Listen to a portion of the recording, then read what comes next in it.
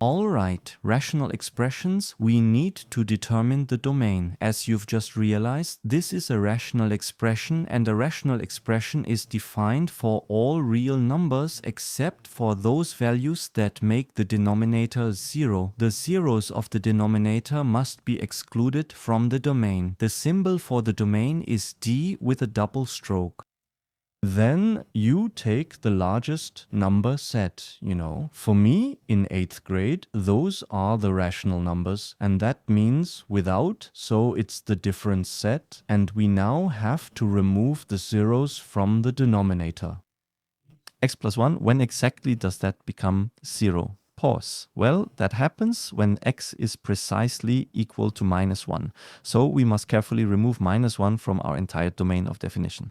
Pause. Now, for example, number 2. In this particular case, the denominator is actually a product of terms. And to solve this, we'll definitely need to apply the zero product property.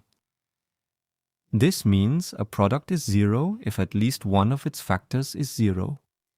So, the domain of definition consists of all rational numbers except for those values that make the denominator 0. When does the first factor, the expression inside the parenthesis, become 0? That happens when x is -2, and the second parenthesis, the second factor, will become 0 when x is 5. During class, I was asked if these numbers here needed to be arranged according to their size. That is not the case because it is simply a set of numbers. They do not have to be sorted.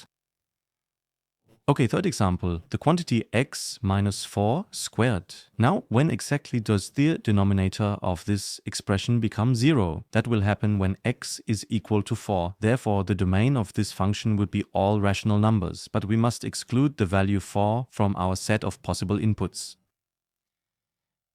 Alternative explanation, if you don't see this, imagine it's set x minus 4 in parentheses multiplied by x minus 4 in parentheses. Then the procedure is exactly the same as it is here. For our final example, we'll need to carry out a preliminary transformation before we can proceed with the main calculation. Specifically, we must factorize the denominator. A simpler way to put it is to transform the difference into a product by factoring out the variable x. So now one can clearly see that the domain of this function is defined as the set of rational numbers q, excluding those specific values for which the expression x will become 0, which occurs precisely when x itself is 0. Consequently, we must remove the value 0 from our domain, and similarly, we must also exclude the number 8.